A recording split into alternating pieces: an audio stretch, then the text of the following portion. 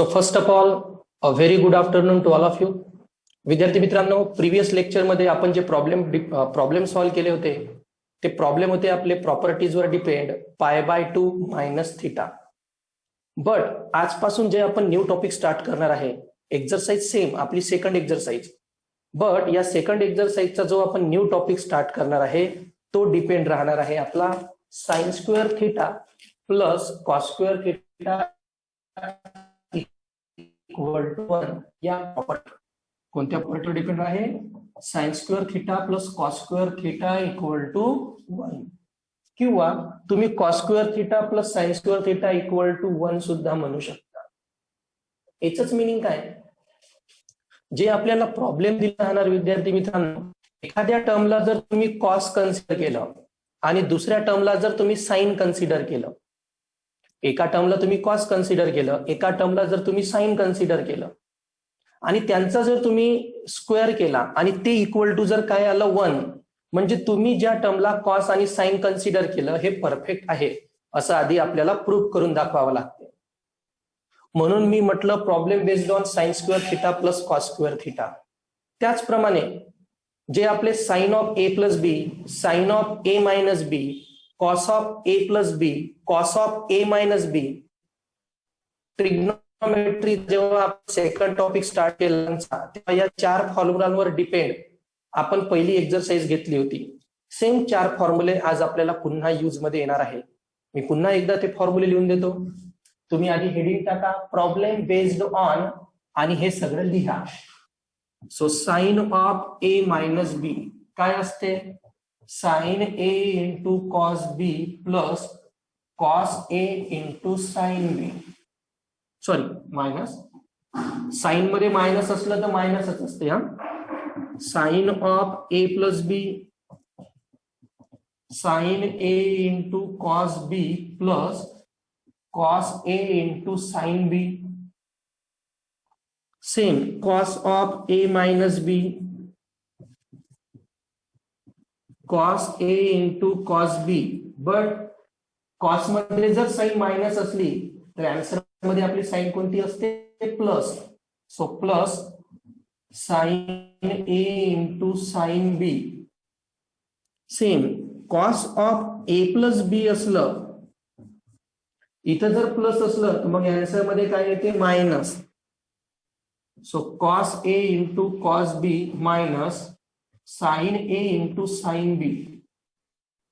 Okay, फॉर्म्युले लक्षात कसे ठेवायचे? आपण 3-4 लेक्चर आधी या टॉपिकवरचेच प्रॉब्लेम घेतले आहे. साइन असलं तर sine cos, cos sine. Sine असलं तर साइन कॉस, कॉस साइन. आणि साइन हे आपली सेम राहते. मायनस असलं तर मायनस, प्लस असलं तर प्लस. कॉस असला तर cos cos, sine sine. Cos असला तर cos cos, sine sine. But sine जर मायनस असली तर आन्सर मध्ये प्लस होते आणि प्लस असली तर आन्सर मध्ये आपली मायनस होते. Right down this fast. हे जे आपण आता फॉर्म्युले लिहिले आहे या फॉर्म्युल्यांवर डिपेंड जवळपास आपले 4 ते 5 प्रॉब्लेम आहे या टॉपिक मध्ये. त्यामधलं जर तुम्हाला पहिलं प्रॉब्लेम जर चांगल्या प्रकारे समजलं ना तर बाकी सगळे प्रॉब्लेम तुम्ही सॉल्व्ह करू शकता. म्हणून पहिल्या प्रॉब्लेमकडे केअरफुली लक्ष द्या. लिहा differentiate the following function with respect to x. Differentiate the following function with respect to x. आणि प्रॉब्लेम आहे cos inverse of √3 cos x minus sin x upon 2. √3 cos x minus sin x upon 2. आता एकदम carefully लक्ष द्या. इथे cos inverse आहे तर इथे कॉस ऍडजस्ट करू. इथे कॉस इनवर्स आहे तर इथे काय ऍडजस्ट करू? कॉस. See here solution. प्रॉब्लेमला आधी y कन्सिडर केलं. प्रॉब्लेमला y कन्सिडर. y कन्सिडर केल्याबरोबर cos inverse as it is. हे जे प्रॉब्लेम आहे या प्रॉब्लेमला सेपरेट करा, कारण कॉसचा जरी फॉर्म्युला लावायचा असला तर 4 टर्म पाहिजे ना, कॉस कॉस, साइन साइन अशा वाल्या. तर 2 आधी √3/2 करू. √3/2 इंटू कॉस एक्स. 2 फक्त मी कॉन्स्टंट टर्मलाच डिवाइड केला. √3/2 इंटू कॉस एक्स. साइन कोणती? मायनस. जसं कॉस एक्सचा कोइफिशियंट √3 होता म्हणून मी √3/2 इंटू कॉस एक्स लिहिलं. साइन एक्सचा कोइफिशियंट फक्त किती आहे? 1. So -1/2 into sine x. ही पहिली स्टेप. जो पण कोइफिशियंट असतो त्याला डिनॉमिनेटरनं डिवाइड करायचं. याचा कोइफिशियंट किती आहे? √3. So √3/2 into cos x. Sine minus याचा कोइफिशियंट किती आहे? 1. तो 1/2 इंटू साइन एक्स. पहिलं काम फिनिश. आता दुसरं काम. इथे कॉस इनवर्स आहे, इथे कॉस पाहिजे, तर फॉर्म्युला काय होईल? Cos cos sine sine. Cos inverse साठी कॉस कॉस साइन साइन. इथं जर साइन इनवर्स राहिलं असतं तर याला साइन घ्यावं लागलं असतं, याला कॉस घ्यावं लागलं असतं. बट इथे कॉस इनवर्स आहे तर कॉस याला कॉस घ्यावं लागणार. कॉस कॉस साइन साइन म्हणजे याला कन्सिडर करावं लागणार कॉस. बघा आता put √3/2 equal to cos x. √3/2 ची value cos x. Okay. Minus sorry and 1/2 ची व्हॅल्यू साइन एक्स.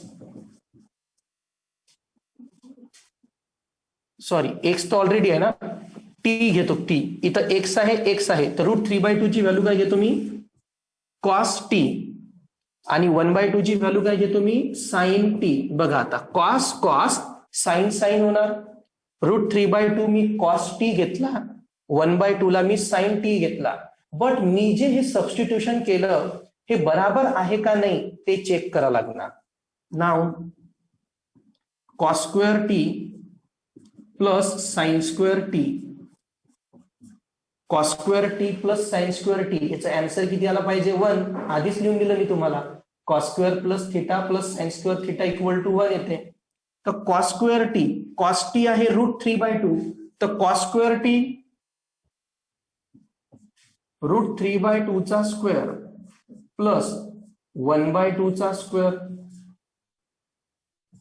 √3/2 √3 होणार 3, तुझा काय होणार? 4 प्लस 1 चा स्क्वेअर 1, 2 चा स्क्वेअर 4, 3 प्लस 1 4, 4/4 1. झालं proof. Cos square t plus sine square t equal to काय आलं? 1. म्हणजे या ज्या मी व्हॅल्यू कन्सिडर केल्या आहे ऍब्सोल्युटली राईट आहे.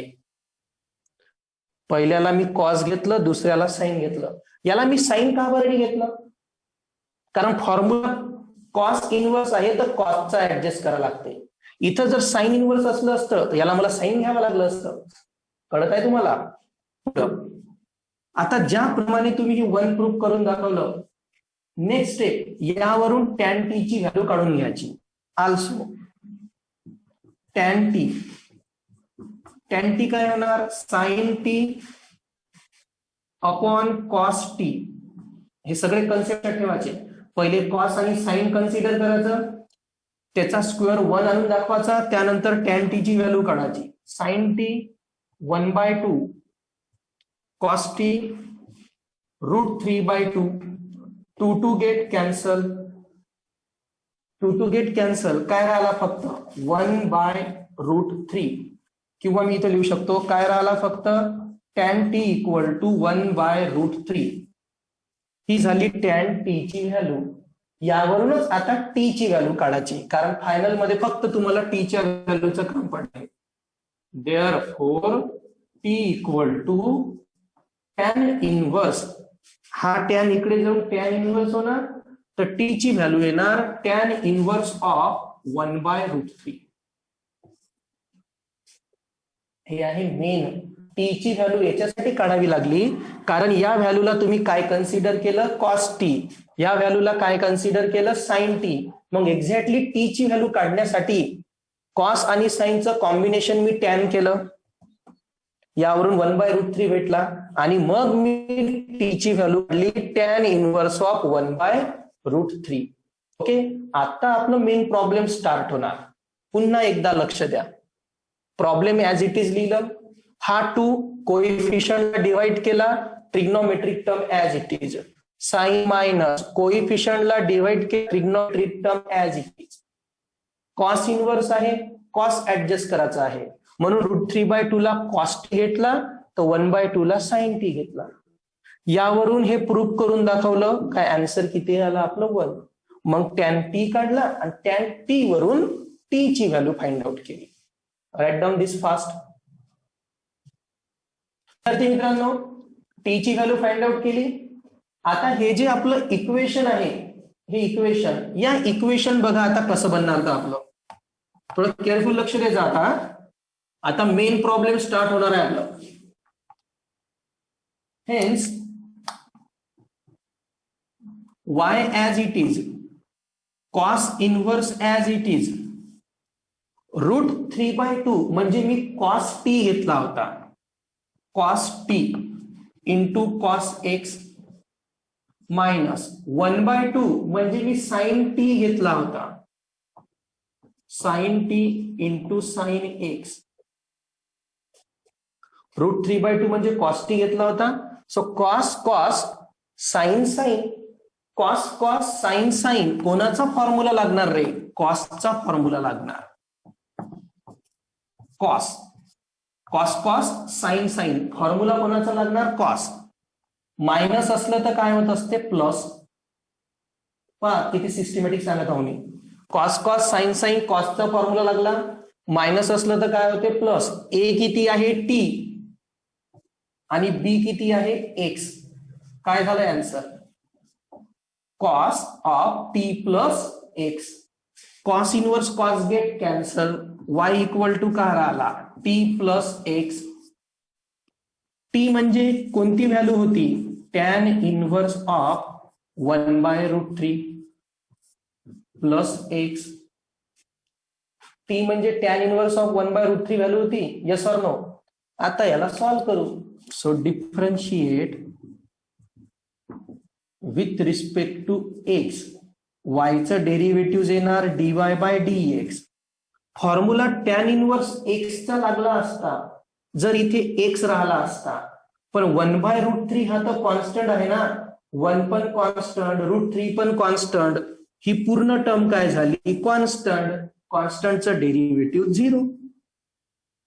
साइन कोणती? प्लस. एक्सचं डेरिव्हेटिव्ह 1. सो 0 + 1 1. खोदा पहाड निकला चुहा, अशा टाईपचं प्रॉब्लेम आहे आपलं हे. इतकं मोठं सॉल्व्ह करायला लागलं आणि आन्सर किती आला? तर फक्त 1. Okay, right down fast. Number 2, cos inverse of 3 cos 3x 3 cos 3x minus 4 sin 3x upon 5. 3 cos 3x minus 4 sin 3x upon 5.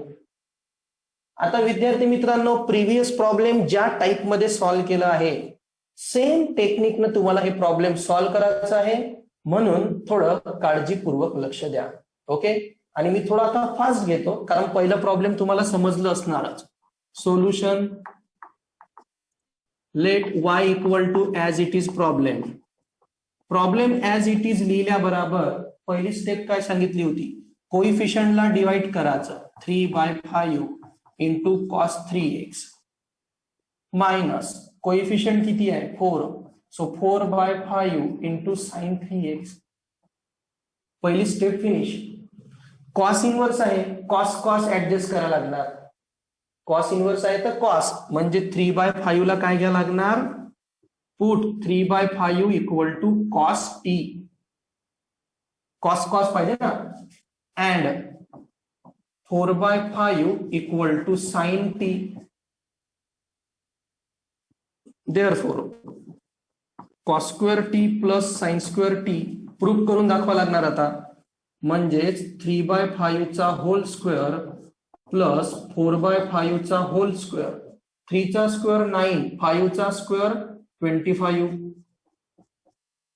4 चा स्क्वेअर 16, 5 चा स्क्वेअर 25, 16 प्लस 9 25, 25 अपॉन 25 1 झालं.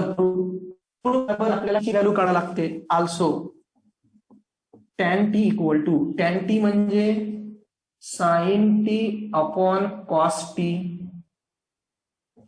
sin t ची value 4/5, cos t 3/5, 5 get cancel. So tan t 5 get cancel, tan t किती आला 4/3.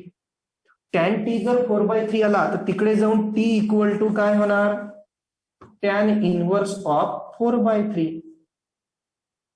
Finish. Hence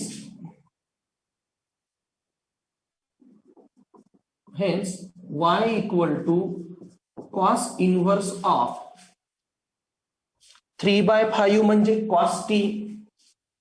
So cos t into cos 3x minus sin t, कारण 4/5 sin t, sin t into sin 3x.